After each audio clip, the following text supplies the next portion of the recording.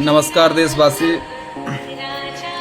विगत कुछ दिनों से कुछ विषय लगातार मीडिया में चला आ रहा है, जिस पे आज ना चाहते हुए मुझे कुछ बोलना पड़ रहा है। कुछ दिनों से एक विषय मीडिया में लगातार चला आ रहा है। विषय यह है कि कुछ संत श्री अनिरुद्धाचार्य जी के मुखारविंद से कहा गया लिव इन रिलेशन पे, और प्रेमानंद जी महाराज भी इसी के समकक्ष कुछ विषय पे अपना कुछ वक्तव्य दिए थे। इस विषय पे लगातार मीडिया उनका आलोचना कर रहे हैं। मीडिया का कुछ कर्तव्य है, कुछ दायित्व हैं, उसका निर्वहन करना मीडिया का कर्तव्य बनता है। जैसे कि लोकतंत्र का, डेमोक्रेसी का फोर्थ पिलर कहा जाता है मीडिया का, तो मीडिया अपना दायित्व का निर्वहन करे। जब हमारा देश का यह हाल है कि हमारा देश में विगत दिनों से अगर आप एक अवलोकन करें, जनरल कोई सर्वे करें या कोई न्यूज़पेपर उठा करके पढ़िए या कहीं पे सर्वे देख लीजिए, गरीब, लाचार, असहाय लोग स्वास्थ्य के कमी के कारण मर रहा है।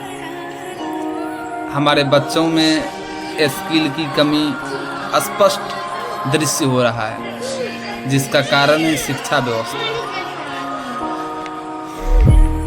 अभी आप कहीं ब्लॉक में जाइए, प्रखंड में जाइए, अनुमंडल में जाइए या जिला में जाइए, आपके पास में विभिन्न कार्य होगा, जिला स्तर का, प्रखंड स्तर का या अनुमंडल स्तरीय, लेकिन बिना घूस का, बिना भ्रष्टाचार का, बिना करप्शन का आपका कार्य नहीं हो सकता।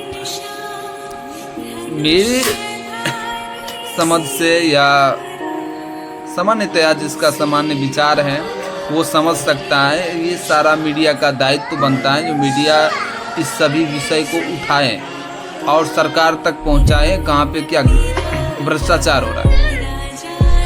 हमारा मीडिया में आप नहीं कभी पा सकते हैं इस तरीका का कोई भी विषय मीडिया में चल रहा हो। एक छात्र होने के नाते मैंने विगत 10 वर्षों से लगातार मीडिया से जुड़ाव रहा, प्रिंट मीडिया से, इलेक्ट्रॉनिक मीडिया से, टीवी चैनलों से, यूट्यूबर जो मीडिया है उससे मेरा जुड़ाव रहा है। और मैंने ये चीज़ का देखा जो कहीं न कहीं ये विषय मीडिया में नहीं उठाया जा रहा है। रीज़न जो भी हो, मीडिया के बंधु डरते हो उस अफसर से, अन्यथा सरकार से डरता हो, जो भी रीज़न हो, ये कारण वो जाने। लेकिन हमारे पूज्य संतों के विषय में इस तरीका का घिनौना आचरण जो अपनाया जा रहा है मीडिया के द्वारा, ये निंदनीय है और इस पे विराम लगना चाहिए। जिस पूज्य संतों के कारण, खास करके हमारे प्रेमानंद जी महाराज के कारण आज लोगों के जीवन में आमूल चूर परिवर्तन आ रहे हैं। लोग अच्छे आचरण को अपना रहे हैं। जो लोग कल के दिन में शराबी हुआ करते थे, वो आज शराब से अपना जीवन को विमुक्त कर चुके हैं। जो धूम्रपान की आदी हो चुके थे, वो धूम्रपान से विमुक्त हो चुके हैं। जो कल के दिन में माता पिता के साथ दुर्व्यवहार और कुकृत्य जनित आचरण किया करते थे, वो आज उनको सेवा करने के लिए तत्पर है, जिनका कारण एक ही है, पूज्य महाराज प्रेमानंद जी का प्रवचन।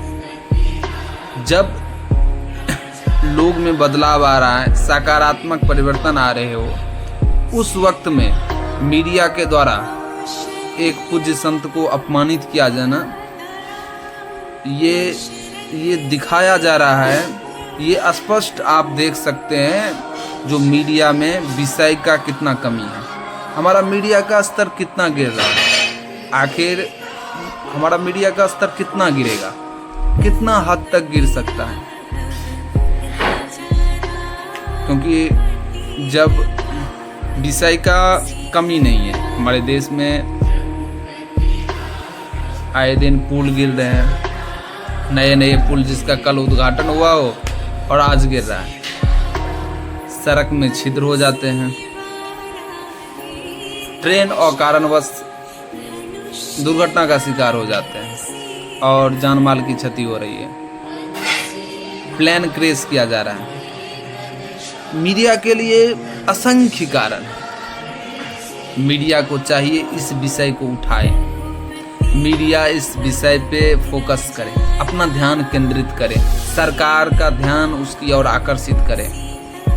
लेकिन दुर्भाग्य है, हमारे मीडिया पे दुर्भाग्य है, मीडिया इस सभी बिंदुओं पर अपना ध्यान आकर्षित नहीं कर पा रहे। हमारे मीडिया में एक ही पक्ष बच गया और वो पक्ष है टीआरपी कैसे बटोरा जाए। आपके पास टीआरपी बटोरने के लिए बहुत सारे कारण हो सकते हैं,